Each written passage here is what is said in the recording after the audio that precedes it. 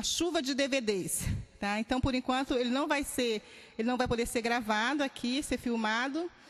E vamos estar orando e tudo para que, o mais depressa possível, a gente consiga ter essa resposta para a gente começar a liberar o DVD. Tá bom?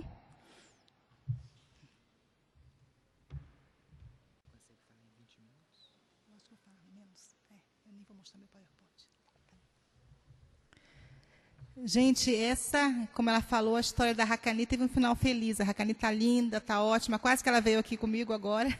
E ela fica toda feliz e orgulhosa. E ela mostra o filme. Quando acaba, ela sempre pergunta, vocês gostaram do meu filme?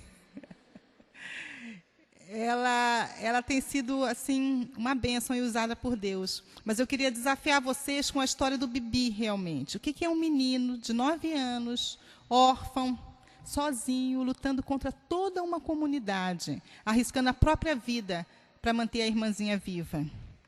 Quer dizer, ele fez tudo o que ele podia, ele fez mais do que ele podia. O povo estava todo contra ele. Depois que ele entregou a Racani, ele voltou para a aldeia sem ela, então o povo aceitou o Bibi de volta, e o Bibi ficou bem, cresceu. Você viu ele aí no final, casou agora recentemente. Tá, a Racani convidou ele para vir para Brasília para estudar. Ele falou, não, eu vou ficar aqui no mato, porque eu gosto mesmo de caçar anta. Então, o Bibi está bem, mas o Bibi desafia a gente. Ele nos desafia mesmo, porque ele pagou o preço. Tem gente que fala, isso é cultural, na cultura não pode mexer. O Bibi não pensou assim. Toda cultura pode mexer, sim. Nós não estamos sempre mexendo na nossa cultura. O Evangelho não nos desafia, dia a dia, a transformar a nossa cultura. O que aconteceu foi que a Racani saiu, nós ficamos... O Suzuki chamou ali no rádio a Funasa, tem uma criança aqui em situação de emergência, mande um helicóptero, temos que tirar a criança, ela está morrendo. Na verdade, a Racani estava muito pior do que aparece ali, que não tinha como mostrar no filme. A Racani tinha 5 anos e pesava 7 quilos. Ela tinha 69 centímetros, totalmente desnutrida, assim, estava quase morrendo, quando o Bibi entregou ela para a gente. E nós ficamos 1 mês pedindo para a Funasa providenciar, para retirar a Racani de lá. E o que aconteceu foi que a Funasa demorou, tinha que consultar Brasília, e depois de 1 mês chegou a resposta. Não pode retirar porque é uma interferência cultural. Deixa ela aí que o povo resolve. Tá? Então, naquele momento, a gente entendeu, não, nós vamos tirar de qualquer maneira, e nós saímos com ela, nós enfrentamos todo mundo, as autoridades. Foi uma luta para adotar a Racani. Foram 5 anos... 5 anos, porque a FUNAI não se manifestava. Teve relatório de antropólogo na época, dizendo que era uma interferência violenta à cultura que nós tínhamos feito, de salvar a vida da Racani. E a maior interferência que eles consideram foi o que aconteceu 1 ano depois. Porque depois de 1 ano, a Racani, logo que ela saiu, foi diagnosticada, ela tinha hipotireoidismo, gente. Uma doença que é detectada com teste do pezinho. Se a criança toma o medicamento, não acontece nada. Provavelmente, o irmão dela tinha a mesma coisa e foi enterrado vivo. Quantas crianças? Mas a Racani chegou na cidade, e aí a gente fez o exame, viu o que era, começamos a dar o remédio. E em 6 meses, a Racani estava andando, falando, toda bonitinha, toda alegre. Aí nós voltamos na aldeia com ela. Quando chegou na aldeia, eles olharam aquela menina andando, gordinha, bonitinha. A gente falou, é a Racani. Eles disseram, mas não pode ser. Aí eles foram e viram as cicatrizes, marca de facada, flechada, queimadura, tudo que ela tinha. Eles falaram, é a Racani sim, o que vocês fizeram? E aí nós explicamos para eles, e a avó da Racani, que nunca tocava nela porque achava que ela tinha maldição. Então ela não tocou nunca na Racani. O que aconteceu foi que quando ela viu a Racani daquele jeito, ela veio, pegou a Racani no colo e começou a chorar, e saiu dançando no meio da maloca com a Racani no colo, dizendo, essa é minha neta é gente, minha neta tem alma. Então, isso, ela entendeu, naquele momento ela entendeu que a Racani tinha alma. E aí os outros começaram a questionar, então será que o Niauí tinha alma também e a gente enterrou? Será que os outros, todos que nós enterramos, será que eram crianças com alma? E aí começou a mudar. A partir daí, outras crianças que nasceram com alguma deficiência começaram a pedir ajuda. E, na verdade...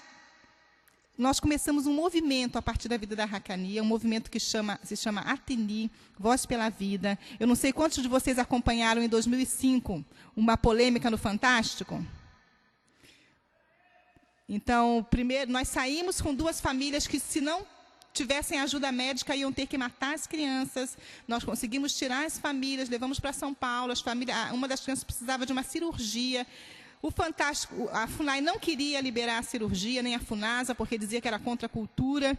O pai fez um apelo no Fantástico, ele disse, por favor, opere minha filha. Se vocês não operarem minha filha, eu vou ter que matar a minha filha e depois eu vou me matar também. E aí, com isso, a cirurgia saiu finalmente, mas na semana seguinte o Fantástico caiu em cima da gente, acusando de sequestro, de estar lá sem autorização, e um monte de mentira e um monte de coisa, e criou a maior confusão. Mas, a partir daí, muitos indígenas ouviram o que estava acontecendo, porque os índios assistem televisão, tá? Os índios assistem Fantástico, na maioria das aldeias tem televisão. E eles viram o que estava acontecendo. E, a partir daí, a gente começou a ser procurado por índios de diversas etnias.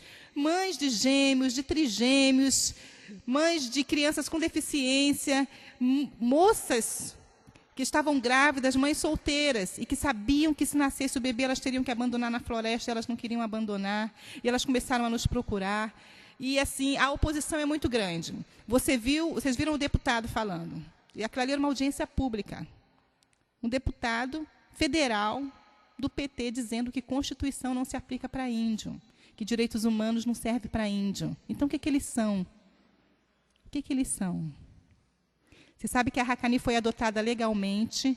Ela é minha filha do Suzuki agora, mas há pouco tempo a FUNAI, o Ministério Público expediu um documento para a FUNAI, dizendo que, recomendando à FUNAI que tirasse a Haqqani de nós e procurasse uma tribo que quer ficar com ela. Por quê? Eles alegavam que ela é índia e tem direito a viver numa tribo indígena. Então, o que acontece é que eles tratam essas crianças como se não fosse gente de verdade, como se fosse um bichinho exótico, um mico-leão dourado que tem que viver na floresta. Não é. São crianças. São crianças, são seres humanos, não há diferença. Existe a diferença cultural que tem que ser respeitada, mas são povos, toda a cultura se reinventa. E os povos indígenas estão reavaliando o infanticídio e pedindo ajuda. E qual que é o nosso papel? O que a gente pode fazer? Como povo de Deus, como igreja, como profissionais? O que nós podemos fazer para ouvir o apelo desses povos e para pressionar as autoridades a entender e tratar essas pessoas como gente? Quando eles alegam que não, a cultura não pode mexer, o que será que está por trás disso? O que será que realmente está por trás? Os povos estão pedindo ajuda.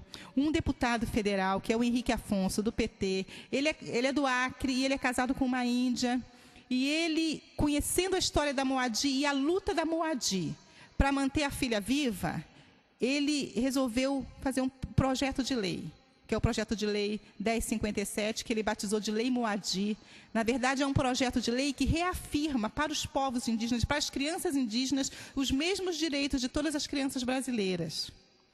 E já tem 1 ano, ele lançou esse projeto no Dia das Mães, no ano passado, lá no Congresso, e foi para as mãos de uma deputada do PT, e a deputada Janete Pietá, tem 1 ano, ela não mexeu, ela não fez nada.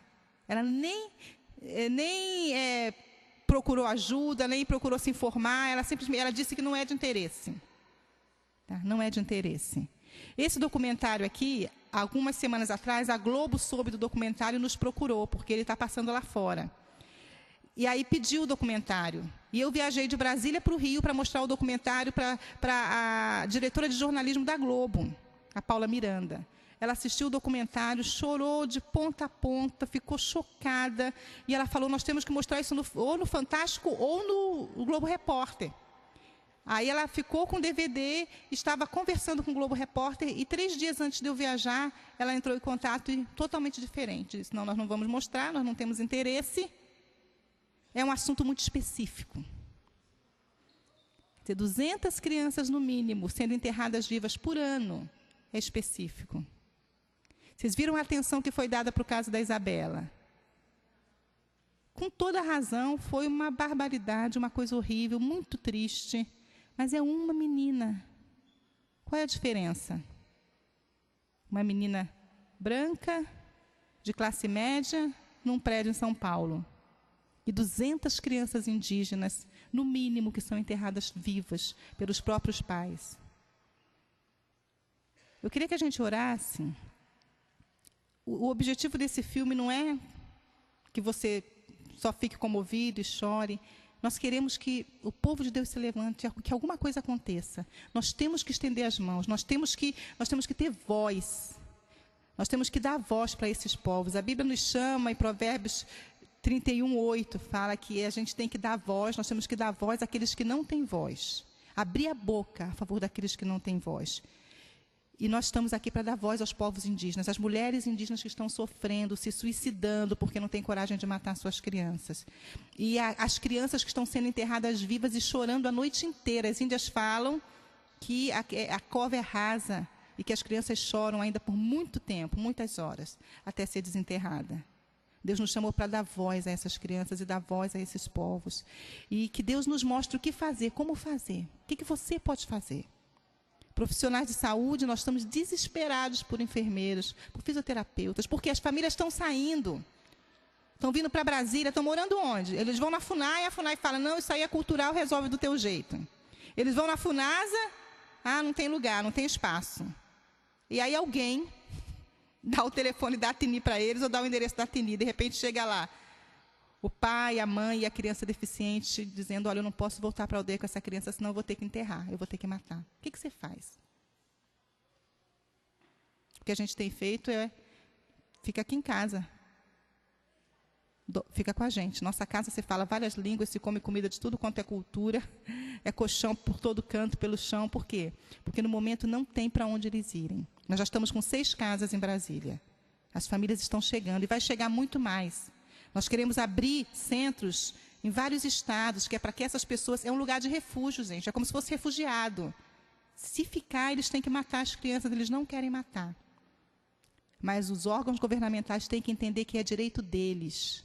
É direito desses pais sair da aldeia, buscar ajuda para os filhos. Ao mesmo tempo, nós temos que ir até as aldeias e desenvolver projetos de educação em direitos humanos, porque essa situação vai mudar. Eles não matam as crianças porque eles têm prazer. Eles não são cruéis ou não são mais cruéis do que nós, do que a nossa cultura. Eles são pessoas, mas eles precisam de ajuda. Tá? Eles precisam de ajuda. Então, profissionais de saúde, se você conhece pessoas de influência, políticos, pessoas que podem nos ajudar a ouvir o que essas pessoas estão dizendo e providenciar a ajuda que eles estão precisando. Então, por favor, entre em contato. Tá? Entra no nosso site. Se você quiser saber mais sobre o filme, você entra no site do filme, que é www.hakani.org. Tá? Então, Hakani, que é o nome da minha filha, .org. Lá tem toda a informação sobre o filme. E se você quiser saber mais sobre a ATINI, como ajudar, se você quiser esse material, eu posso te dar uma cópia depois, que é uma revista Quebrando o Silêncio sobre o Infanticídio, um debate sobre o infanticídio nas comunidades indígenas. Isso aqui o problema está abordado do ponto de vista, assim, muito brevemente, mas do ponto de vista antropológico, da bioética. O depoimento dos índios está aqui, os índios dizendo que eles querem ajuda. Então, consegue um material desse, leva para a sua escola, para a sua igreja, para a sua universidade, discute com as pessoas. As pessoas têm que saber o que está acontecendo, porque somos nós, é a sociedade que vai pressionar o governo para que haja mudança.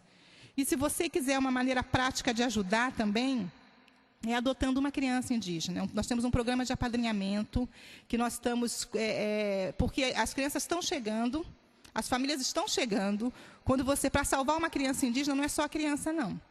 É a criança, é o pai, a mãe, que quer ficar junto e tem o direito de estar junto, são os irmãozinhos. Às vezes chega a família de 7, e para salvar um, você tem que ficar com 7. Então, você adota famílias inteiras. Então, no momento, nós estamos com esse programa de apadrinhamento. Com R$50, você pode ajudar a apadrinhar uma criança. Então, você vai ter um relacionamento com aquela criança, você vai ter fotos, relatórios, você vai poder escrever para a criança e acompanhar o desenvolvimento daquela criança. Então, é uma maneira prática também de você ajudar. Mas tem muito que pode ser feito. Eu acho que... nós poderíamos ter muito tempo para discutir depois e você buscar criatividade em Deus e ideias de como você pode ajudar a espalhar essa voz para que essas pessoas possam ser ouvidas e essas crianças tenham esperança de vida. Tá bom? Muito obrigada.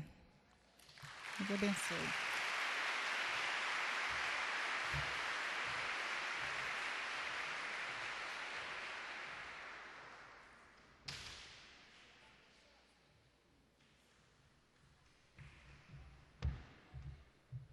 O pastor está me lembrando da oração que eu falei que ia fazer e não fiz. Vamos orar então, gente. Coloca diante de Deus, fica de pé.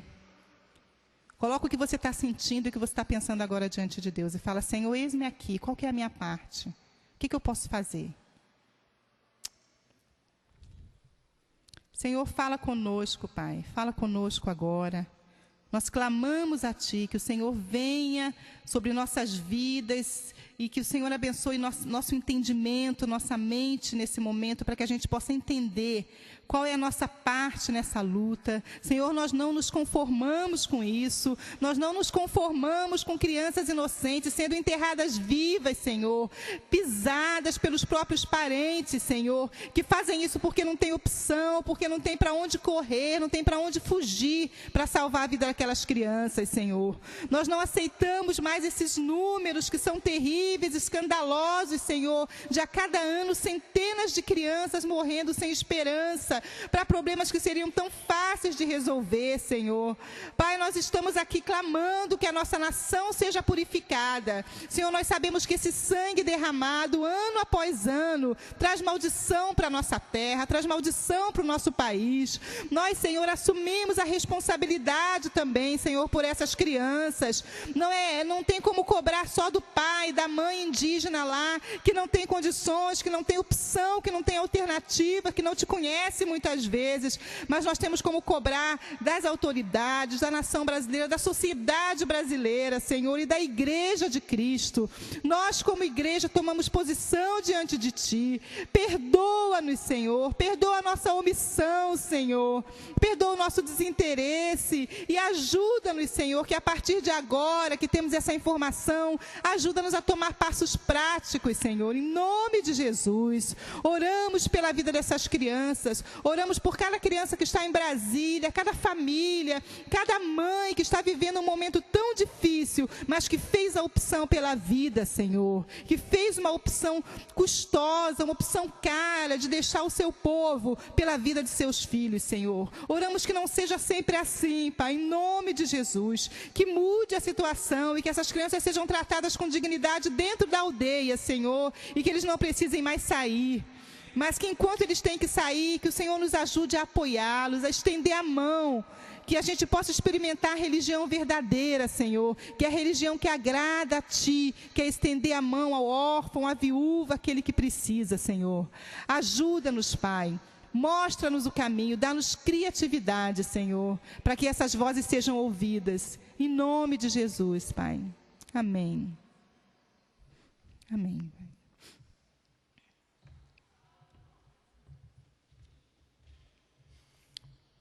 Valéria, eu tenho a impressão que foi a primeira pessoa a aceitar o convite da comissão científica, logo no início da elaboração da programação. Nós não havíamos nos encontrado pessoalmente, eu já perdi o histórico de como é que eu achei a referência dela, mas foi essas coisas de internet, de bioética para lá e para cá. A Valéria é bacharel e licenciada em filosofia pela Unicamp, pós-graduada em Teoria e Prática da Divulgação Científica pela USP, mestre em Educação pela Unicamp e está concluindo o curso de especialização em Bioética pela Universidade Federal de Lavras, na qual desenvolve monografias sobre bioética, universalidade dos direitos humanos e diversidade cultural, o infanticídio em grupos indígenas brasileiros.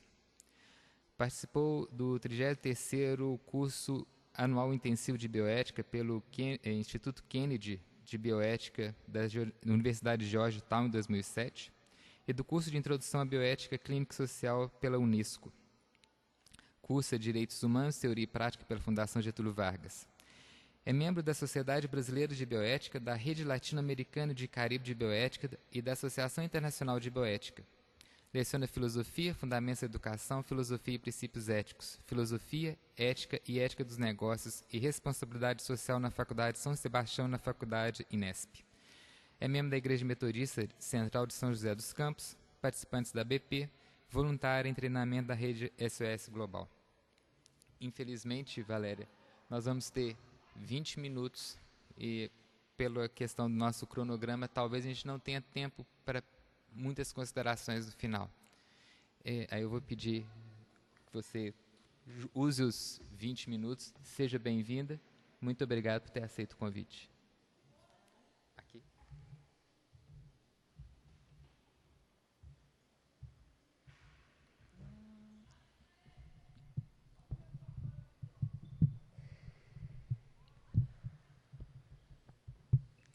Bom dia para todos.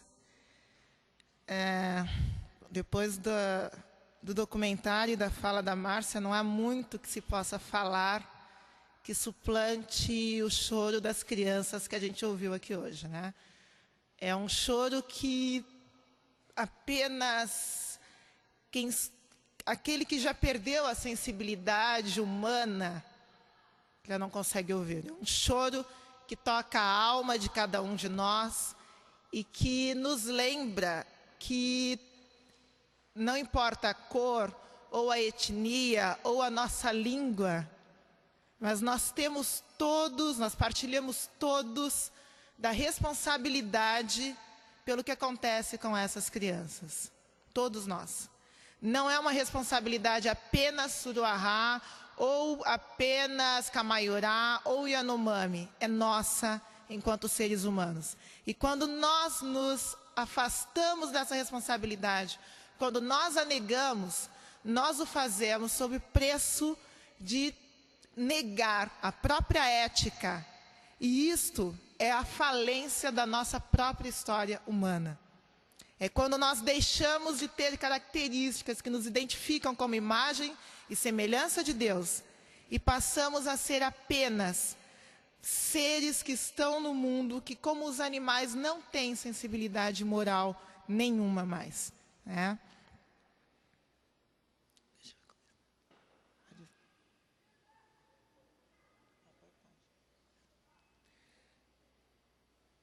Bom, vou começando, acho que já vai... Deu certo? É o único PowerPoint que tem. Bom, para ganhar tempo aqui, eu vou adiantando. A minha fala se chama Bioética, Direitos Humanos e Infanticídio em Grupos Indígenas. E eu parto da seguinte afirmação. Primeiro de tudo, que a vulnerabilidade é a base da universalidade da proteção aos direitos humanos. Quando a gente vê... Opa, ótimo.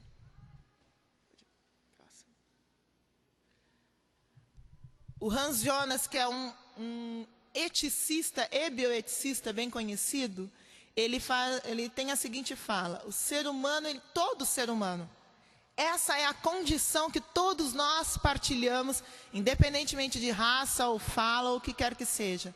Nós temos o caráter precário, vulnerável e irrevogável, o modo peculiar de transitoriedade de todos os seres vivos, o que por si só o torna objeto de proteção.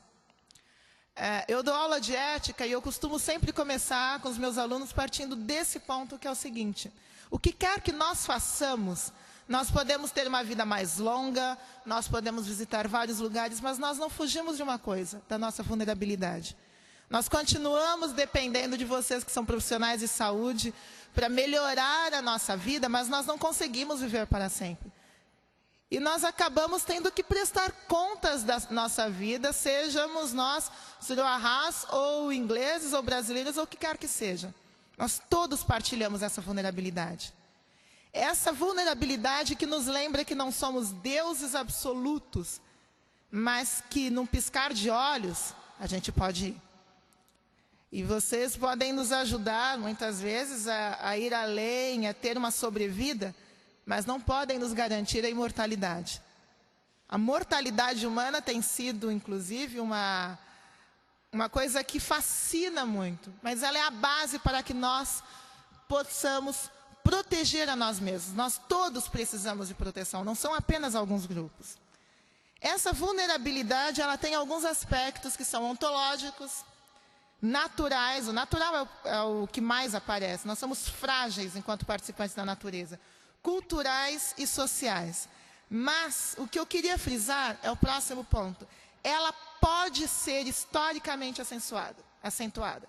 Se todos nós somos vulneráveis por todas essas questões que vimos, existe algo que pode nos tornar ainda mais vulneráveis. É quando os direitos humanos básicos nos são negados. Quando acontece, por exemplo, a negação do acesso à saúde, quando acontece desnutrição ou a negação do direito à vida. Os casos de infanticídio, eles geram exatamente isso. Eles aumentam exponencialmente essa vulnerabilidade que todos nós partilhamos. E eu não estou falando apenas da vulnerabilidade das crianças que são submetidas. Mas quando nós permitimos que isso aconteça, nós também nos tornamos historicamente vulneráveis, porque nós deixamos de ter a possibilidade das contribuições que aquela criança poderia trazer à história humana. Quem seria a criança que foi enterrada ao irmãozinho da Hakani? Ele poderia ser um líder em sua aldeia? Não sabemos. O que ele poderia trazer de bom para a família dele, o sorriso dele? Onde ele estaria hoje? Nós não sabemos. Nós perdemos em definitivo. E nós nos tornamos mais vulneráveis por conta disso. Todos nós fomos afetados por isso. E essa vulnerabilidade, ela traz a responsabilidade compartilhada. Responsabilidade diante do frágil, daquilo que precisa ser preservado para que possa continuar. E nós estamos falando da história humana. Para a história humana continuar, ela precisa que cada um de nós seja preservado e respeitado. No caso, a criança, ela é o símbolo universal dessa vulnerabilidade. E preservar a sua integridade física é o primeiro passo que a gente pode dar para preservar a humanidade. É a possibilidade de renovação que se perde quando uma criança morre. É a possibilidade das contribuições que ela teria, do seu sorriso. É a possibilidade que nós temos de mostrar que ainda podemos exercer um pouco daquele mandato cultural sobre a Terra. Nós perdemos isso quando deixamos que uma criança morra. O infanticídio, ele tem um significado forte de falência da ética e de final da história humana. Um país que permite que isso aconteça é um país que assegura que a ética está falida, que não existem mais possibilidades de ação e de transformação de uma realidade. É quando nós transformamos uma situação que não é natural, é histórica, é fruto de condições específicas, em algo como se fosse natural. Algo como se fosse beber água ou respirar, sobre o que nós não temos nenhum domínio. E não é isso que acontece. Mas quando naturalizamos essa situação, a gente decreta a falência da ética. Quando a gente permite que isso aconteça. Bom, os próximos dados vou passar muito rapidamente, porque a Márcia já falou bastante sobre isso. Quando ocorre, e aqui em grupos indígenas brasileiros, e em que grupos ele ocorre. Ele não é próprio apenas em grupos indígenas, é bom a gente deixar claro que ele ocorre desde a antiguidade. Ocorria em Roma, na Grécia, em povos aborígenes, mas à medida em que se estende, se concebe que direitos humanos eles são universais, a prática de infanticídio ela se torna insustentável. Aqui no Brasil a gente tem vários grupos documentados, eu pus apenas uma parte do que nós temos documentos. Quando eu falo de documentado, não é uma simples menção. Estou falando de teses, de documentos oficiais do governo, relatórios e tudo mais que eu levantei. Cada nomezinho desse daí é ou uma tese, ou uma monografia, ou um relatório de 200 páginas, por exemplo, falando da prática. Isso significa que não é um desconhecimento que gera a inação da sociedade brasileira, de forma alguma. Os motivos a Márcia já expôs bastante, quais são, gêmeos, deficiência física, enfim, vários deles, e os métodos também, mais do que tudo, nós vimos aqui. Então, não preciso mencionar quais são. Bom, é uma forma cruel, muito cruel de violência contra a criança. E demonstra a nossa incapacidade de proteger a nossa espécie. Vitória da morte e falência da ética. É apenas isso que a gente pode dizer do infanticídio. É isso que nós queremos? ser conhecidos como um povo que mata e enterra a ética e a sua história em covas rasas pela mata? Essa é a nossa opção e ficarmos quietos, porque afinal essa questão é deles? Mas todos nós estamos perdendo. Todos nós. A questão não é deles, é nossa. E mais ainda, porque nós temos meios para evitar isso. Muitos deles enterram crianças ou matam porque não enxergam as possibilidades que nós sabemos que existem. Muitos enterram crianças por falta, às vezes, de um simples medicamento que poderia evitar todo o problema. Um medicamento, um exame do pezinho, foi o que a Márcia mencionou da Hakani, e essa história seria diferente. O documentário está muito bom, mas nós gostaríamos de não ter que ter documentários assim, de não ter que mostrar situações assim. É uma vergonha que nós tenhamos essa situação ocorrendo. É uma vergonha. É algo do qual nós teremos que dar conta mesmo, diante de Deus e da humanidade toda. E aí nós temos um desafio, que é para a bioética baseada em direitos humanos. Um desafio fortíssimo. Porque a bioética ela não pode se calar diante disso. Mas aí, qual é esse desafio? Nós precisamos passar daquela proteção aos direitos humanos teórica, que parte de um sujeito universal, que é dotado de igualdade, dignidade, autonomia, mas que não existe concretamente, que existe nos discursos ou nos livros, que existe no discurso da ONU ou existe na Constituição, é o sujeito formal. A gente precisa passar disso para aquele sujeito concreto, histórico, aquele sujeito que tem nome, que se chama Moadi, que se chama Amalé, que se chama Hakani. Ele que sofre desigualdades, que muitas vezes não tem acesso à saúde, que tem os seus direitos negados numa fala diante do Congresso Nacional. Quando alguém diz que os direitos humanos não se aplicam aos índios. E eu me lembro do restante da fala, em que ele fala, porque se levarmos, a gente vai levar a lei lá e vai entrar o que mais? Eles vão querer o quê? Vão querer justiça? Vão querer saúde? E o que eu penso quando eu ouço isso? E qual é o problema? Não é a isso que eles têm direito? Não é a saúde e a justiça? Eles vão querer mesmo quando souberem que têm esses direitos. Porque é o nosso dever oferecer isso. Não é favor, não é interferência. É dever enquanto seres humanos. Mas é exatamente essa passagem daquela justiça abstrata para a justiça que vai se aplicar lá na aldeia indígena, que nós vamos passar do sujeito universal para o sujeito real. Que nós vamos aplicar, de fato, esses direitos humanos. E aí nós temos uma dificuldade, porque muitas vezes a bioética, principalmente, porque nós temos um predomínio do principialismo, aquela dos 4 princípios básicos, coloquei ali para quem não conhece, não lembra, recordar um pouquinho, autonomia, dignidade, beneficência e não maleficência. Ela parte dessa proteção ao sujeito universal e tudo, e ela privilegia muito aquelas situações emergentes. Então, muitas vezes, quando a gente vai falar de bioética, se fala de fertilização in vitro, se fala de transplantes, se fala de embriões híbridos. Para lembrar, na segunda-feira, agora, o Reino Unido liberou a pesquisa com embriões híbridos, contendo material genético não humano, o que é uma coisa seríssima. Mas não é só isso que deve ocupar a atenção da bioética. Ela precisa passar a uma atitude de intervenção.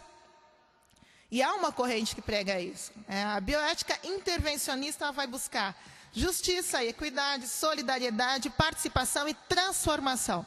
Já não é mais estudar o caso, é intervir naquele caso, intervir naquela situação. Mudança, transformação. Então, já há aqui uma ênfase naquelas situações que são persistentes e às vezes não são objeto de discussão.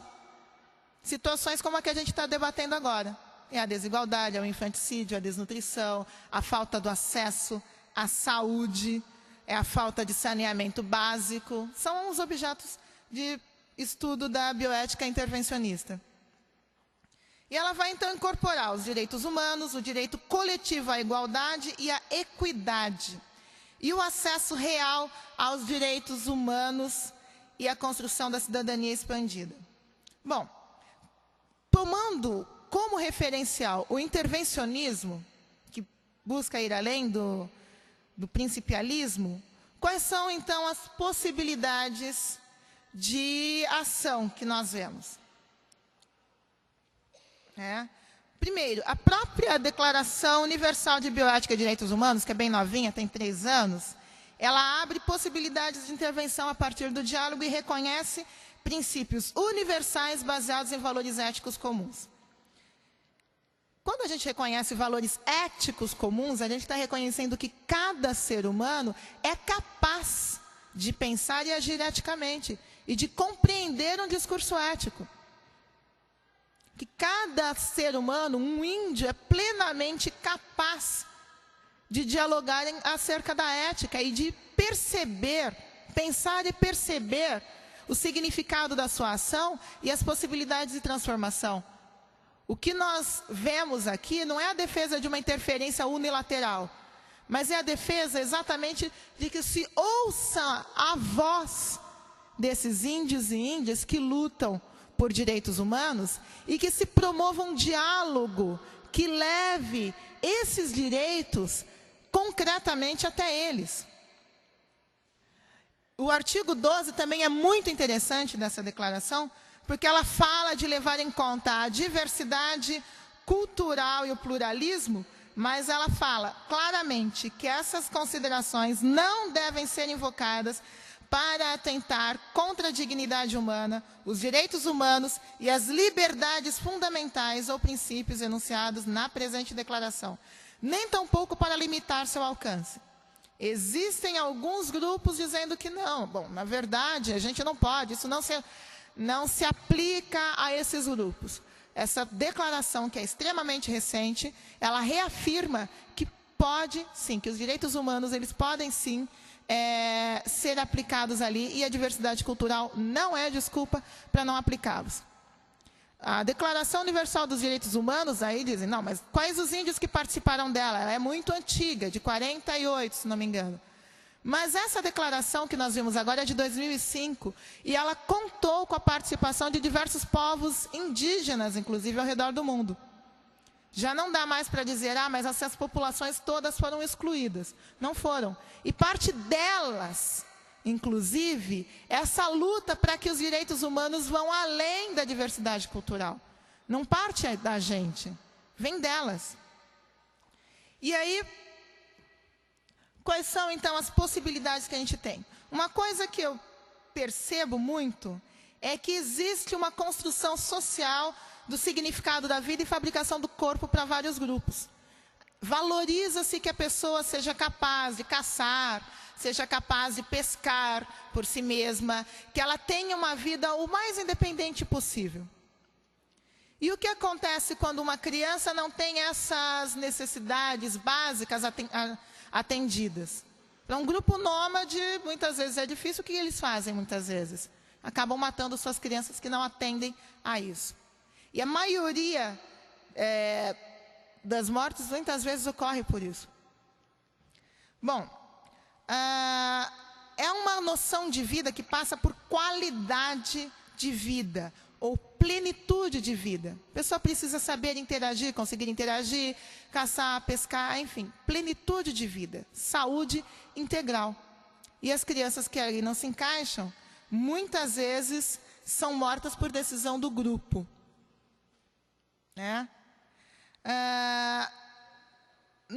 A própria Declaração Universal dos Direitos Humanos e Bioética coloca também que a saúde, ela não depende unicamente dos progressos das pesquisas científicas e tecnológicas, mas também de fatores psicossociais e culturais. Para encerrar um pouco mais rapidamente, o que se propõe? É preciso assegurar a qualidade de vida dessas crianças. O que nós temos hoje em termos de assistência médica e de saúde a povos indígenas se resume muitas vezes a algo do tipo, de vez em quando alguém aparece, dá uma vacina, de alguma coisa e vai. São médicos que não foram, muitas vezes, preparados para isso, enfermeiros que não foram, que, inclusive, não interferem, não ajudam quando alguém busca a ajuda deles, porque sequer sabem o que eles podem e o que eles não podem fazer, e não fazem nada com medo de, mais tarde, serem judicialmente convocados e indiciados por alguma coisa, por interferência cultural, por exemplo. Um outro fator a saúde indígena não é prioridade para a FUNAI ou para a FUNASA.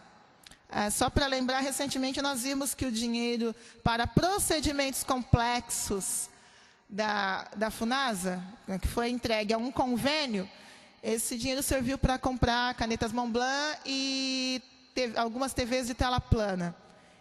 A entidade que comprou esse material, comprou com a verba para cuidados específicos de saúde, para procedimentos complexos. É interessante como a mesma universidade depois defende que não haja nenhum tipo de procedimento complexo realizado, porque seria interferência cultural. Bem interessante mesmo. Mas, enfim, há uma necessidade muito grande que a assistência à saúde indígena vá além de um exame ou de uma vacina, mas que seja uma assistência à saúde integral. Criança indígena precisa de fisioterapia, muitas vezes, para conseguir andar ou se locomover ou ter a maior independência e autonomia possível. A criança indígena precisa de órtese, de prótese. Ela precisa de uma assistência, muitas vezes, psicológica, porque ela sofre rejeição. E o que nós oferecemos? Menos do que o básico. E aí o que acontece? Nasceu, não tem nenhum tipo de assistência de saúde, não fez um exame simples que poderia resolver todo o problema, e aí depois sofre tentativa de infanticídio. Cresceu, não consegue se locomover bem, e não há um médico, não há um fisioterapeuta, não há um terapeuta ocupacional, não há um ortopedista, nada que possa oferecer essa assistência. Ela vai sofrer infanticídio porque ela não consegue caçar com a tribo, ela não consegue andar, ela não consegue falar. Então, passa-se muito por essa questão, que é um desafio a todos vocês, profissionais de saúde. Ampliar a questão do acesso à saúde indígena. Um desafio que a Márcia fez e eu lanço para vocês é que se engajem. A TINI precisa de profissionais dessas áreas exatamente por isso. Mas é preciso não só atender aqueles que estão em Brasília, é preciso também ir às aldeias. Os projetos de saúde feitos nas aldeias, e muitas ONGs fazem projetos de férias e tudo mais, é preciso a gente pensar um pouco além. Eu vou lá um mês, eu ofereço essa assistência, mas a criança precisa da órtese, precisa da prótese. E agora? Então, nós precisamos pensar muito na questão do acesso a esses tratamentos que ou eliminem ou minimizem o problema da falta de qualidade de vida. Que levem essa criança a ter aquilo que o seu próprio grupo social classifica como vida. Aquilo que eles chamam de vida não é diferente do que nós fazemos. Nós também vemos a vida como sendo plena quando tem qualidade. E é o que eles buscam para suas crianças. Quando nós negamos o acesso à qualidade de vida para elas, quando negamos o acesso a procedimentos complexos, nós estamos negando também a vida. Estamos dizendo que elas merecem menos do que aquilo que nós temos. Estamos dizendo que elas são menos humanas. É preciso, portanto, um diálogo, amparo, a compreensão do que essa violência representa para os pais e para a sociedade em que elas estão. Não é uma festa matar uma criança. Os grupos indígenas sofrem com isso. Há grupos como o Suruarás que estão diminuindo.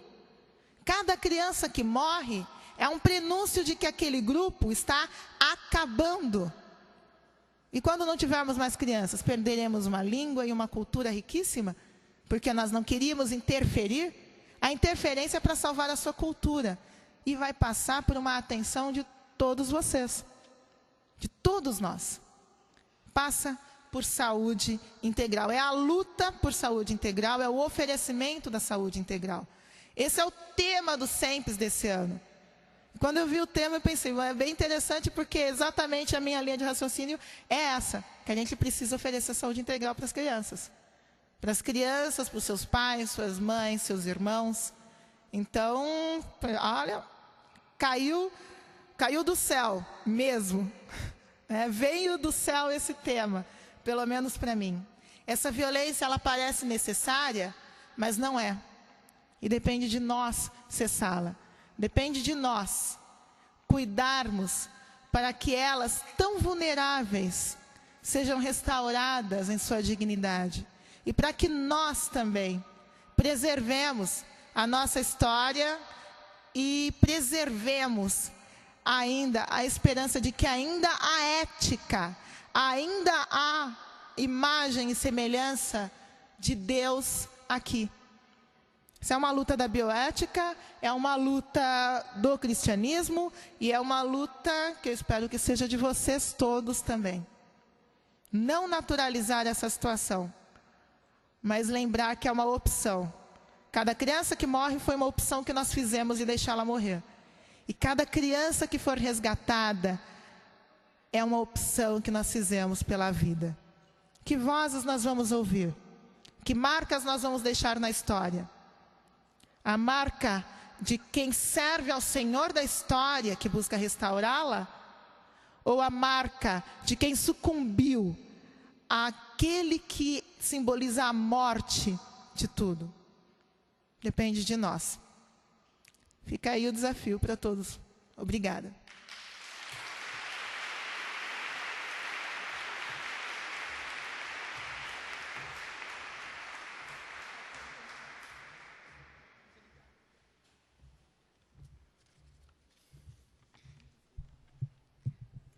Se há um momento de debate que eu fico profundamente triste de não ter, com todo o respeito aos anteriores, é esse. Porque, como alguém que está interessado em bioética, é um assunto que tem me ocupado muito, mas talvez, Wilson, no próximo Sempre, a gente possa dedicar algum tempo para essas questões, para a desobediência civil, porque me parece que a Márcia e todo mundo que andou mancomunado com ela para cometer alguns crimes incorre numa coisa chamada desobediência civil. Gandhi também ficou alguns anos na cadeia por isso. Eu espero que a situação não chegue, mas nunca se sabe o que pode acontecer. Eu não posso deixar de fazer um comentário. A Declaração de Independência dos Estados Unidos da América do Norte dizia que todos nasciam iguais, exceto os índios. Porque, segundo o John Wayne, aquele velho cowboy, índio bom é índio morto. Isso era a fala dos Bang Bang. E o Partido Nacional Socialista, na década de 30, também dizia que algumas pessoas não precisavam viver. Então, parece que os temas são recorrentes. O Ageu pediu para lembrá-los, ou para comunicar que o ano que vem vai ter um novo congresso do Corpo de Psicólogos e Psiquiatras Cristãos, que vocês podem se manter atualizados através do site do mesmo. Nós temos um compromisso extremamente importante agora, que se chama Foto Oficial do SEMPES. Então, a foto vai ser aqui, todos estão convidados ou intimados a ficar aqui na frente, participantes e preletores, todos sem exceção, expositores também, para que a gente possa fazer a foto oficial do evento e depois nós temos a fala do pastor Leovaldo.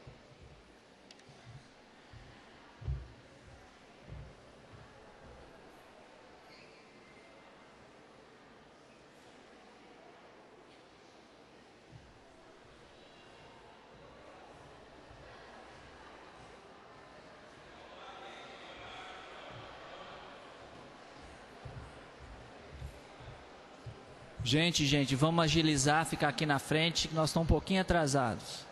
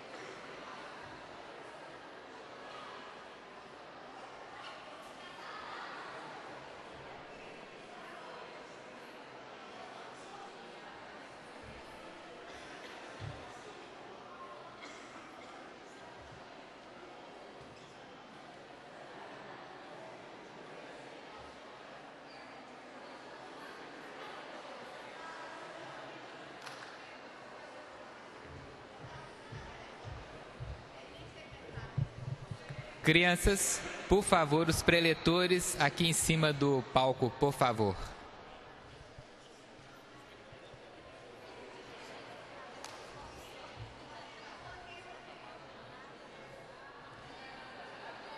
A fila da frente se agacha que nem jogador de futebol, a fila de trás sobe no ombro.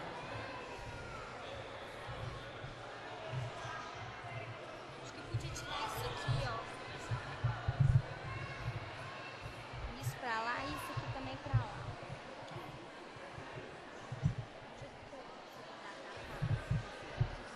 Acho que não. Recebeu o que eu entreguei nas mãos. Ai. Desculpa, gente, eu não fiz de propósito. Olha, eu não fiz de propósito não, tá, Eduardo?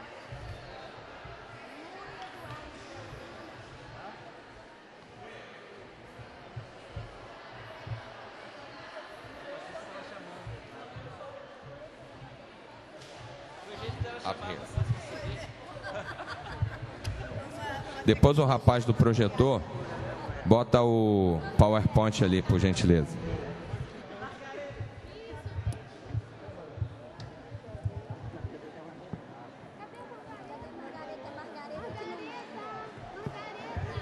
Pega a Margareta, aquela gigante, para ficar aqui na frente. Aquela gigante da fé. Ô gigante da fé, Margareta.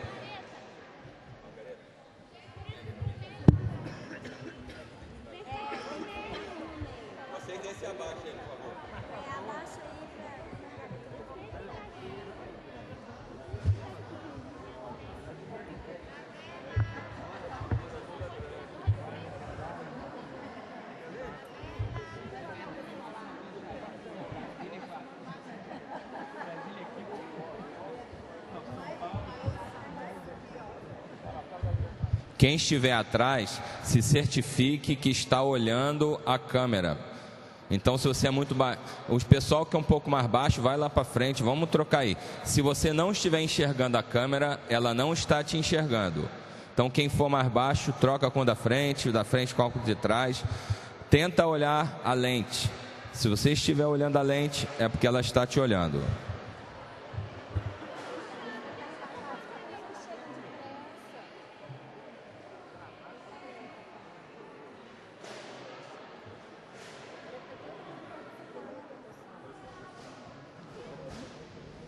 Pastor Ramon, vem cá, pastor, senão a gente chama pelo nome.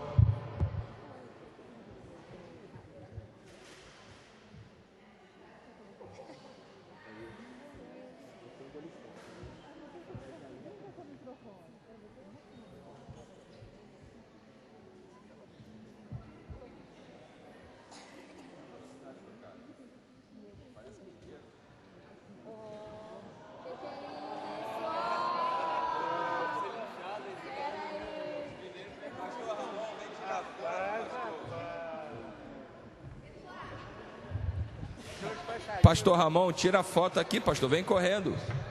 Senhores passageiros, para perder o próximo voo, comunique com o Dr. Wilson.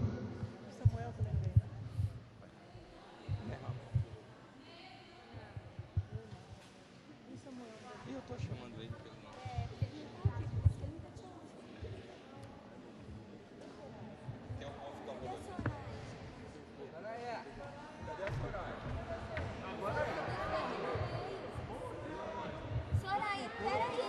Não, vem pra cá. Anda. Vai, Soraya. Anda. Vamos lá. 1, 2, 3. Soraya.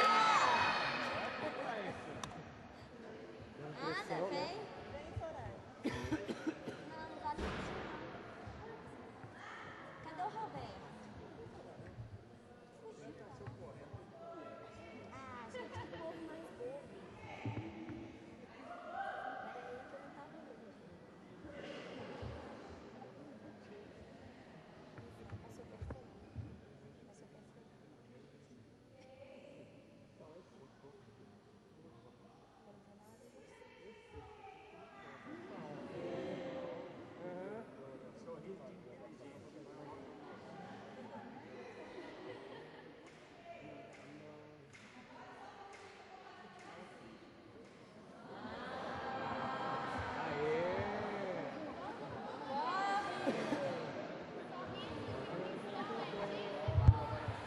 Está sendo filmado, hein, gente? Cuidado.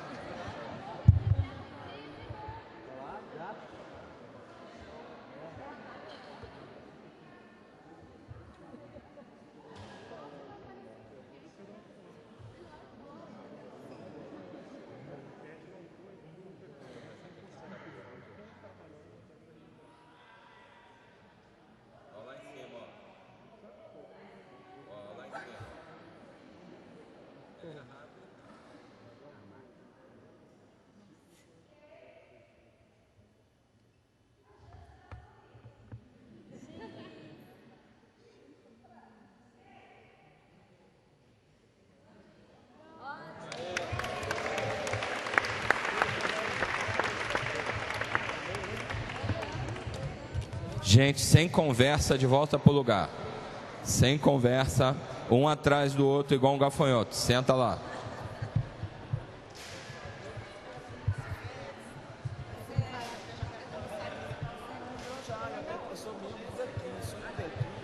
Doutor Célio.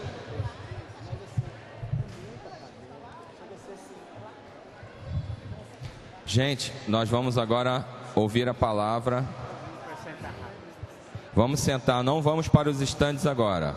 Não está aberto o momento de estande. Por gentileza, o estande não está aberto. Márcia, professora Valéria.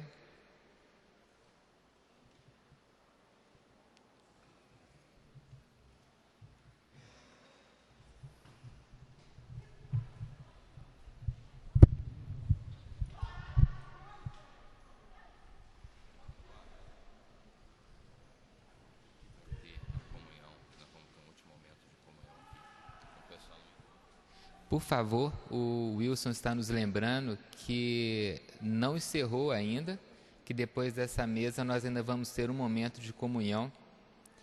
Então, por favor, para que todos permaneçam.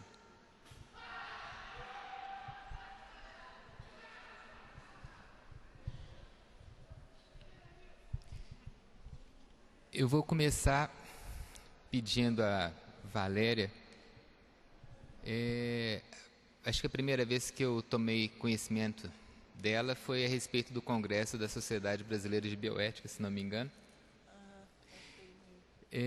em que o assunto infanticídio foi discutido e ela tinha algumas considerações sobre como é que, numa sociedade que se discute bioética, como é que existe um jogo político, porque bioética também está ligada, ou ética, está intrinsecamente ligada com política.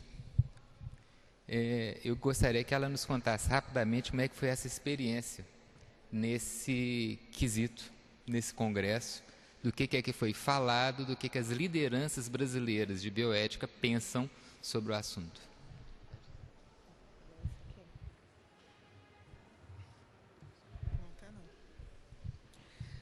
Bom, de fato, é impossível pensar a ética desligada da política. Quando isso acontece, nós temos um grave problema, passamos a teorizar à vontade e não temos ações práticas.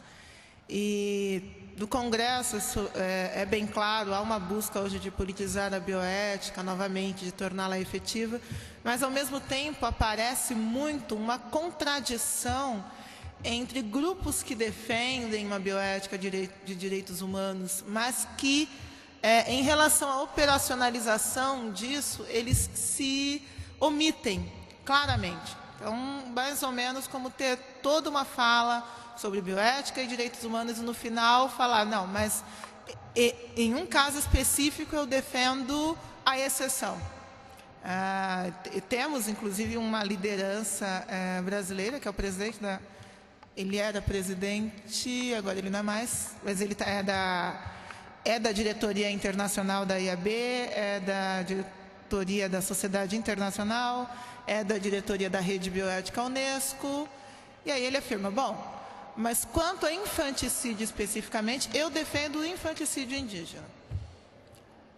Quanto a isso, eu admito a exceção.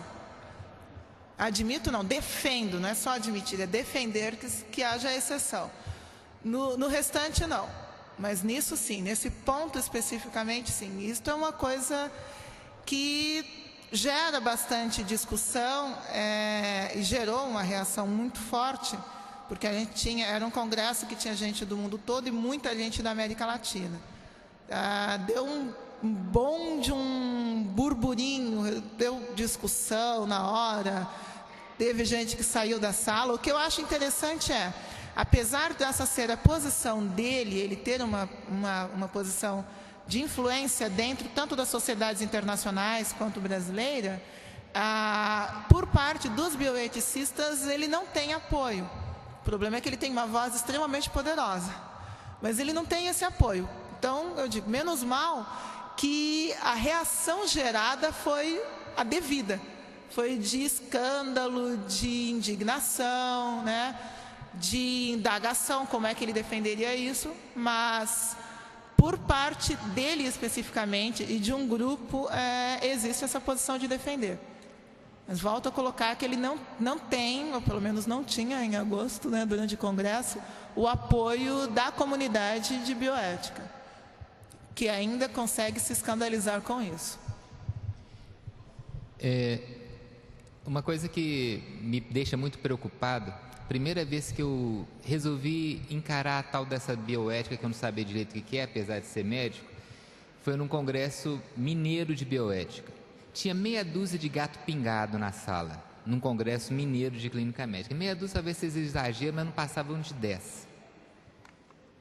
Bom, o assunto deve ser interessante, porque não tem ninguém. Aí foi se falar sobre transfusão de sangue e testemunho de Jeová, que eu acho que é uma coisa que merece um comentário, merece um congresso esse assunto. E tinha um pastor, e o infeliz não me apareceu. Eu não sabia se eu enfiava, ainda bem que ninguém sabia que eu era crente, porque senão eu ia ter que enfiar debaixo da cadeira. Onde é que nós estamos? No meu hospital nós montamos um comitê de ética em pesquisa. O comitê de ética em pesquisa é regido por uma lei que diz que tem que ter um representante do clero, não fala qual clero.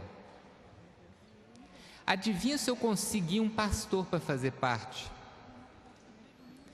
Eu tive que usar das minhas fontes paralelas para ver, dá seu jeito. Se não ocupar a moita, eu vou ter de arrumar um outro para ocupar. O primeiro que ocupou a vaga não compareceu a uma reunião. Então, onde é que a gente está? Márcia, tem uma pergunta que é para você. Como que vocês conseguiram a liberação da aldeia para que as filmagens fossem realizadas? A Jocum tem esse trabalho em outras aldeias do Brasil e eu tenho uma... complementando isso. Eu fiquei incomodado na hora que vocês falaram que o vídeo vai ser espalhado pelo mundo inteiro. Enquanto brasileiro, eu fiquei incomodado, inclusive por vergonha, né?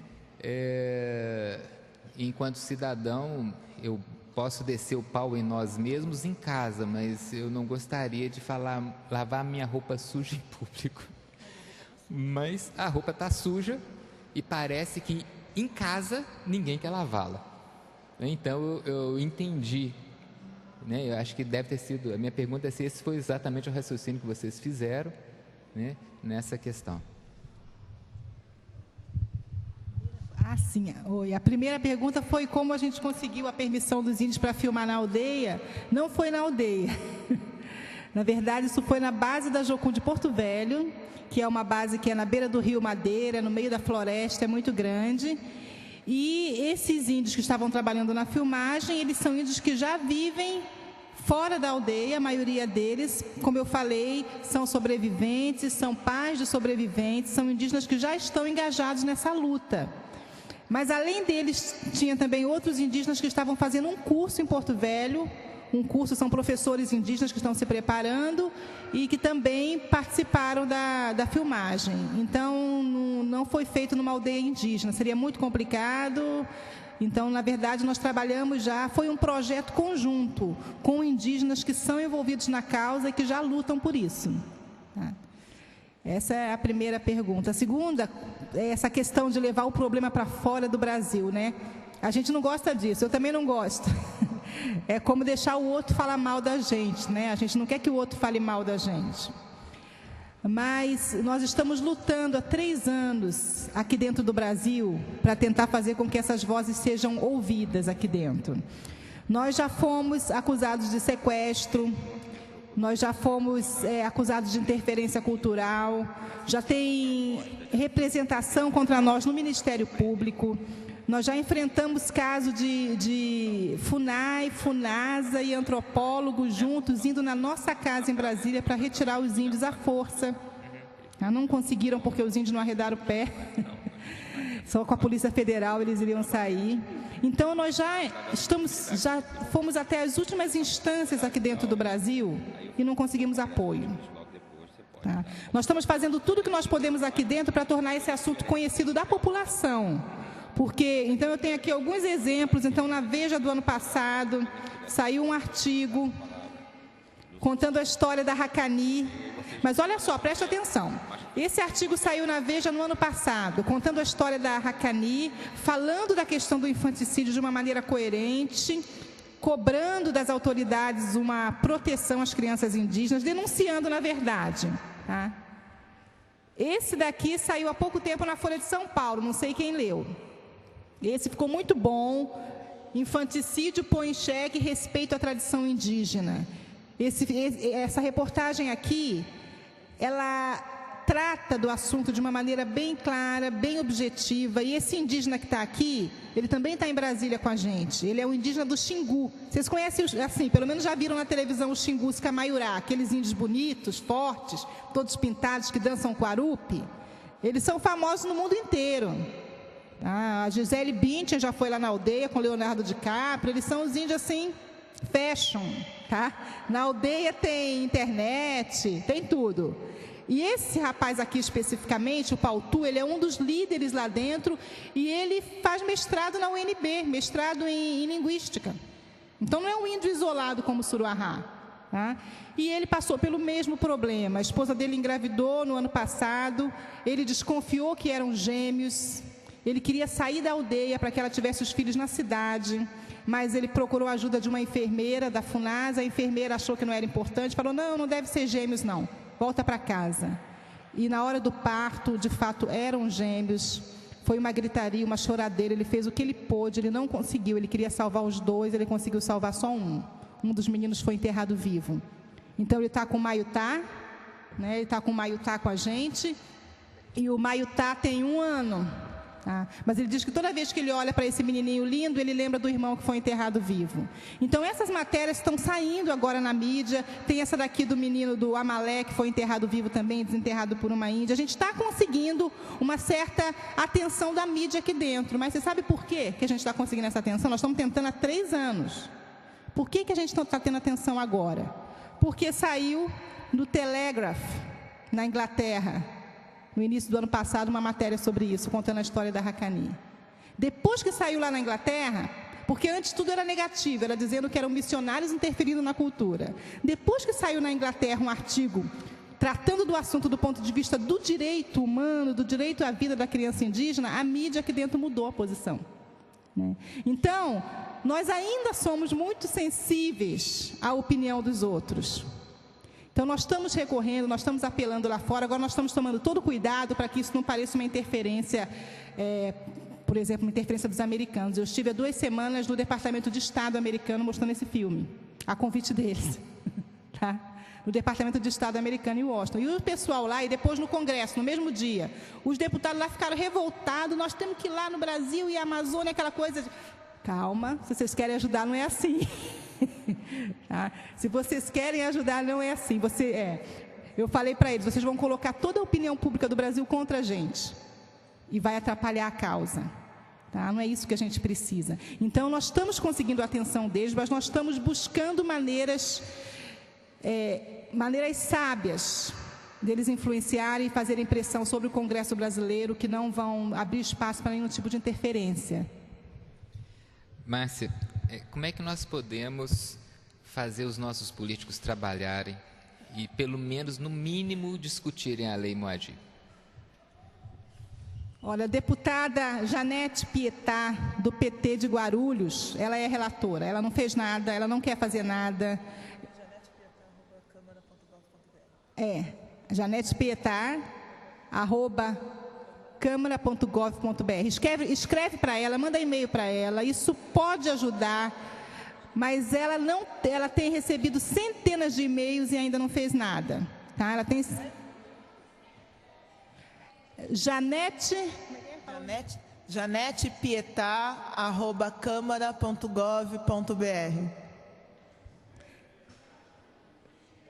Janete Pietá.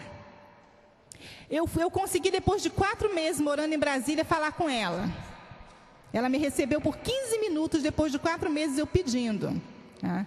Ela foi totalmente fria, ela falou, eu não te recebi antes, não é por falta de tempo, por nenhuma outra razão, é realmente porque o assunto não é interessante, não é do meu interesse. Tá?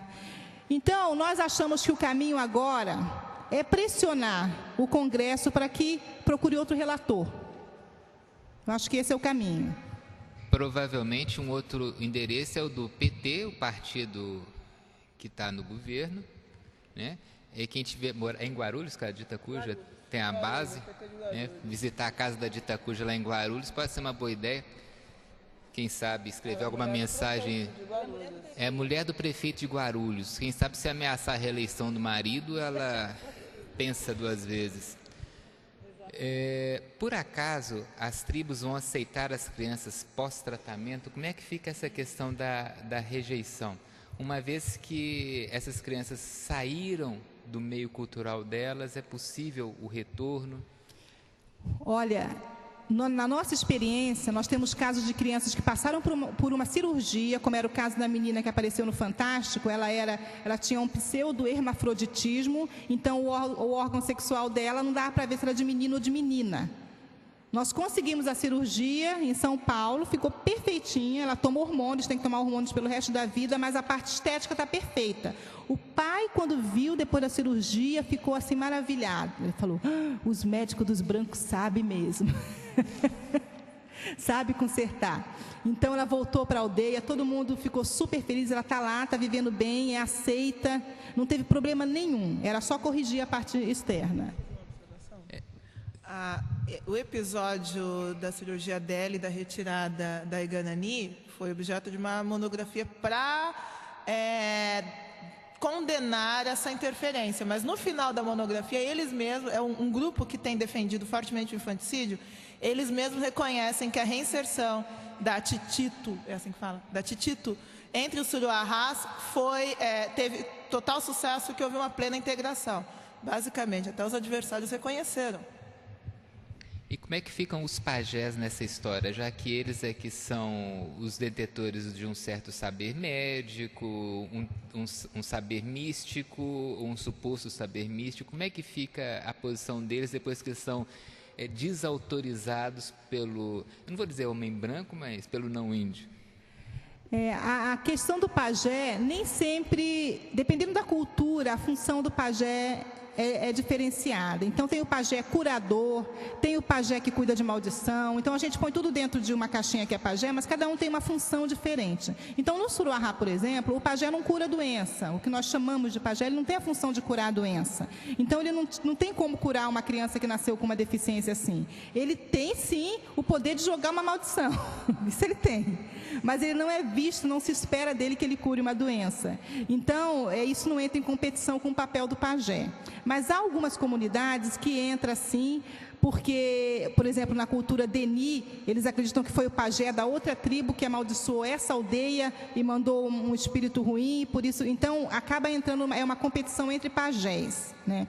Na nossa experiência, o que a gente tem visto até agora é que não tem criado... As crianças que nós interferimos e que ajudamos a conseguir o apoio e o tratamento médico não tem criado nenhuma reação negativa, nem por parte do pajé e nem da liderança da comunidade. Nós nunca percebemos isso. Na verdade, as pessoas ficam meio... sabe quando acontece uma coisa nova na sociedade, que deixa todo mundo meio perplexo e sem ação? Quer dizer, apareceu uma solução que eles não tinham antes para um problema. Então, até agora tem sido muito positivo.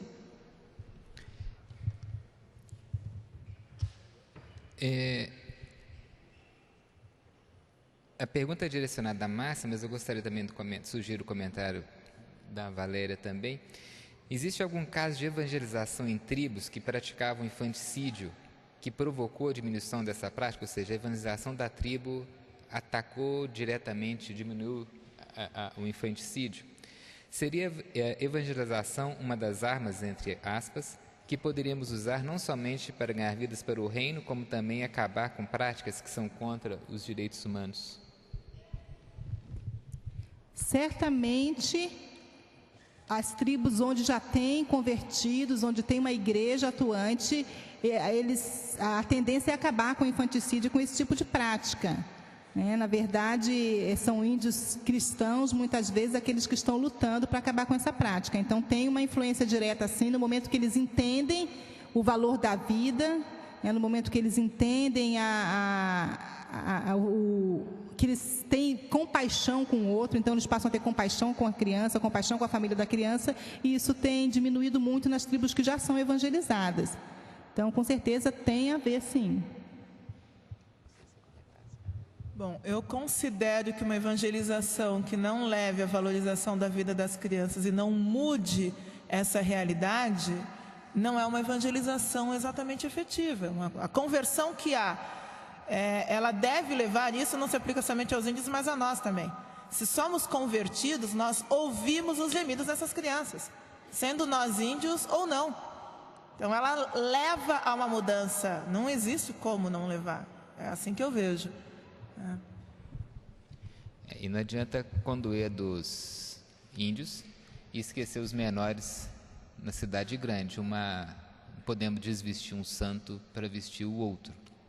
Então, acho que as frentes de luta são inúmeras. E por isso que nós estamos em coletividade, em conjunto, em organizações, para a gente trabalhar essas questões. Márcia, por que a Casa de Refúgio dos Índios está em Brasília? Essa é uma pergunta que muita gente faz e vale a pena esclarecer.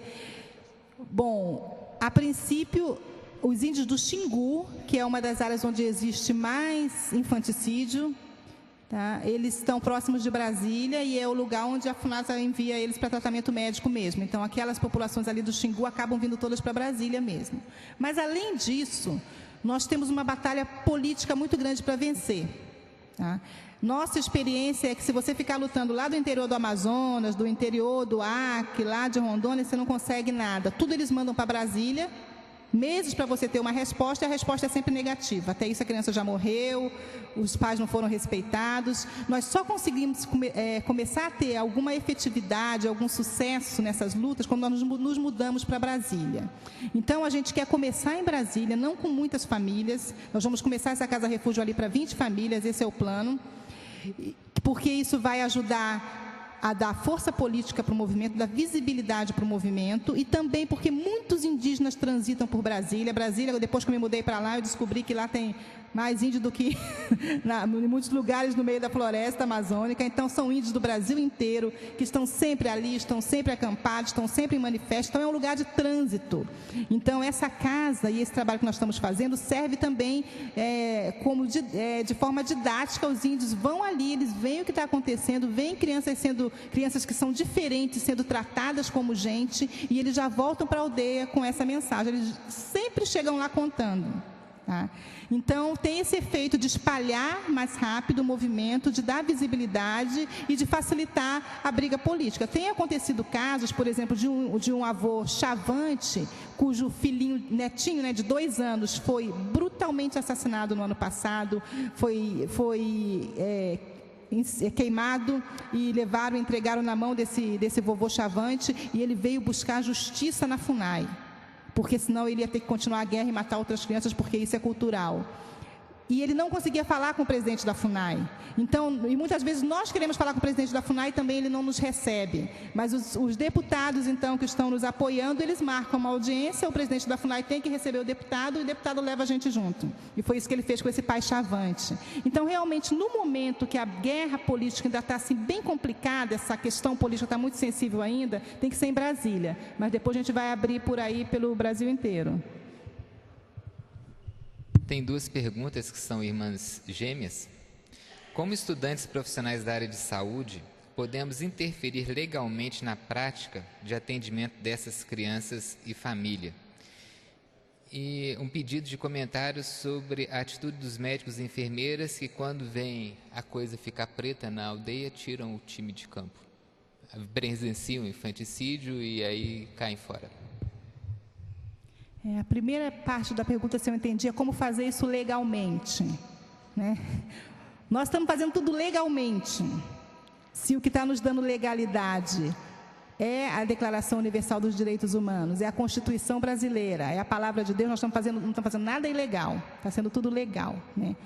Tem muita gente com autoridade que não concorda e que acha que não é certo, mas nós estamos fazendo tudo legalmente, né? Como entrar nas áreas indígenas? A Constituição prevê que é a convite dos índios. Se a comunidade quer, a comunidade tem o poder de decidir quem entra e quem não entra, né? Então, nós temos convite para entrar no Xingu a hora que a gente quer. Os líderes do Xingu estão todos favoráveis a esse trabalho, eles estão pedindo ajuda para cuidar das crianças. O chefe da Cotoque, que é o chefe do povo Camaiurá no Xingu, ele disse que ele acha que acabou o tempo de matar a criança. Acabou o tempo de enterrar a criança, ele falou. E nós precisamos da ajuda de vocês. Nós temos esse depoimento dele gravado. Então, legalidade a gente tem que entender de uma forma abrangente, né? E, de fato, tem enfermeiros e médicos que presenciam infanticídio na aldeia, não só enfermeiros e médicos, funcionários da FUNAI, da FUNASA, que eles sofrem com isso, mas eles não fazem nada. Eu já ouvi dizer que eu viro o rosto para não ver. Mas eles acham que eles estão errados, que eles vão ser ilegais se eles interferirem. Na verdade, a ilegalidade é não interferir, tá? O correto é interferir, é crime se omitir. Se você sabe que qualquer criança está correndo risco de vida, você tem que interferir, você tem que ajudar. É claro que com respeito, através do diálogo e partindo do princípio de que a mãe e o pai sempre querem salvar a criança. Eles não estão felizes em matar a criança, então... Em função do horário, eu vou dar uma sintetizada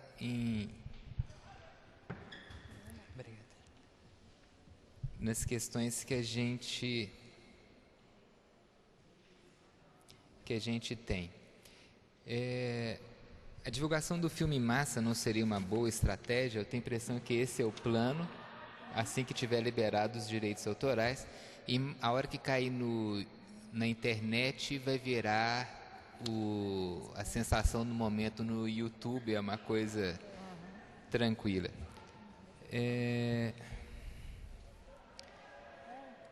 No momento, a pessoa pode acessar no momento, você pode acessar o site hakani.org, mas o vídeo lá não está inteiro, né? Lá tem só clipe. É só um clipe, mas é uma forma de divulgar, inclusive de mandar para as nossas igrejas, por exemplo, para os nossos presbíteros e conforme a organização de cada igreja local. Como cada um de nós poderíamos ajudar na divulgação do vídeo, além de levá-los? Gostaria de saber, estudar mais sobre bioética em relação aos índios, onde encontrar mais informações e artigos científicos, teses, etc. A Valéria está à disposição, que é especialista no assunto. Eu tenho uma proposta eu elaborei... bom, lá vai em público, em primeira mão. Se alguém ou algum órgão estiver interessado, projeto de curso focando especificamente a formação de profissionais de saúde que vão trabalhar com indígenas, né? Formação bioética para essa área. Eu fiz um projeto desse para a Unesco, entreguei faz 1 mês e meio mais ou menos. E agora o que falta é apenas algum órgão ou grupo de pessoas que queiram operacionalizar isso. Eu tenho o projeto do curso, tenho materiais, artigos, é só um pouquinho de disposição para ler um pouco em inglês e em espanhol. Eu tenho coisas em português também. Então... nós temos um depoimento de uma aluna de um curso de pós-graduação que disse que o professor doutor na aula de bioética começou a aula dizendo que ele detestava 3 P's. Pobre, P3 pontos e preto. Saí da sala de aula e fui repreendida por colegas. A nossa aula foi só sobre burlar as leis e a falta de humanização. como uma universidade brasileira tem um professor como esse, eu me pergunto como é que eu tenho colegas que são assim, que ainda têm diploma. O diploma a gente tem jeito de caçar, mas a licença profissional a gente tem. Então aqui em Belo Horizonte deve ter uns 3 ou 4 que eu estou doidinho para ver a cabeça deles, eu não consigo. Mas a cabeça deles é uma bandeja, bem dito, né? Mas aí, como universidade é um lugar que é cheio de democracia e burocracia, acho que a gente pode até derrubar uns professores desse de vez em quando, só sabendo como fazer. Lá em Brasília derrubaram o reitor. Segundo a Valéria, tem muita mais cabeça que devia rolar. Diante dos fatos expostos sobre os indígenas e as catástrofes, gostaria de propor a formação de um grupo de trabalho a partir desta plateia para sistematizar a divulgação destes fatos através das nossas redes de relacionamentos, nas igrejas, sindicatos de classe, imprensa, meio político e do judiciário. Para isso, colocar à disposição o local do Congresso para deixar os contatos das pessoas que se interessarem. Eu acho que a função do SEMPES é exatamente trazer organizações para cá, né? Cada um de nós, de certa forma, está vinculado a uma. Não, talvez a única organização que tem um ministério específico seja a TINI. E uma coisa que com certeza nós podemos fazer é dar suporte, ver quais são os suportes que a TINI precisa. A Márcia já deu uma ideia, né? Nós temos o apadrinhamento de crianças, provavelmente eles devem estar nadando em dinheiro, então não devem estar precisando de ofertas de forma nenhuma. De grupo de trabalho para força-tarefa. Pessoal que se reveza, vai passar uns tempos lá em Brasília. Força-tarefa, voluntários, né? Irem a Brasília são coisas para ajudar, porque afinal de contas a casa da Márcia precisa de gente. Então, na verdade, existem várias coisas que podem ser feitas, né? À tarde hoje, a Unis e Médicos de Cristo vão ter suas assembleias. As pessoas podem propor nessas assembleias que essas entidades se mobilizem oficialmente também nesse sentido. Há uma questão sobre como é que as crianças ficam emocionalmente quando elas voltam para um local em que elas foram tratadas com tanta agressividade, mas me parece, Márcia, que isso é uma coisa relativamente tranquila. Mas a questão emocional, né? Não, é claro que é muito difícil. A Racani, até hoje, ela não quer voltar para a aldeia. A minha filha tem muito medo, ela não volta. Ela foi aquela primeira vez quando tinha um ano fora, e foi muito bom para a população da aldeia, porque eles viram a Racani transformada, mas para ela foi muito difícil, e logo depois ela teve um bloqueio de fala, e ela ficou depois quase um ano sem conseguir falar. Então eu decidi não levá-la mais. Então muitas dessas crianças sofrem muitos traumas e não podem voltar mesmo. Agora, os gêmeos, aqueles que saem bebezinhos, eles têm condições, como a Harani, que é uma que foi salva, conseguiu voltar e adora a aldeia e fica super feliz lá. A última questão tem 30 segundos para comentário. Em abril, 30 segundos para você e 30 para a Valéria. O Wilson já está me cortando, ele olhando uma cara feia. Em abril, a página da Missão Portas Abertas divulgou que está em tramitação no Congresso uma lei que dá condições de proibição do trabalho dos missionários junto às tribos indígenas. Márcia, você tem conhecimento de como está o processo? Valéria, quais são as implicações para a bioética se essa lei for promulgada? Eu não sei. Aquela que está buscando novos parâmetros para que os grupos entrem nos grupos indígenas. Por exemplo, quem for estrangeiro vai ter que pedir autorização para o Ministério da Defesa. Acho que é o Estatuto do Índio. Eu não sei se ele está falando sobre o Estatuto do Índio. O Estatuto do Índio, ele está há muito tempo para ser votado, tem muitas complicações no Estatuto do Índio, e com certeza, se ele for aprovado com o texto que está, vai limitar muito a entrada, a comunidade local vai perder o poder de decisão sobre quem eles querem com eles ou não. Então, isso realmente vai afetar. A outra diz respeito à Amazônia. A Amazônia é legal para entrar em áreas de parques e reservas. Bom, tem uma outra, diz respeito especificamente à Amazônia, uma proposta do Ministério da Defesa, limita a entrada em parques e aldeias na Amazônia Legal por conta de biopirataria que tem acontecido ou tem denúncias e tudo mais. E, no caso de estrangeiro, torna-se quase impossível, porque teria que ter autorização da aldeia, a autorização do Ministério da Defesa, do Ministério das Relações Exteriores e várias outras autorizações e assinaturas. Acho que é isso que o pessoal está entendendo, que limita a ação missionária. E limita a atuação de ONGs em geral, não só missionárias. Eu vou devolver a palavra para o Dr. Wilson Bonfim para dar seguimento. Dr. Célio Galante, presidente do SEMPES, para ele dar seguimento.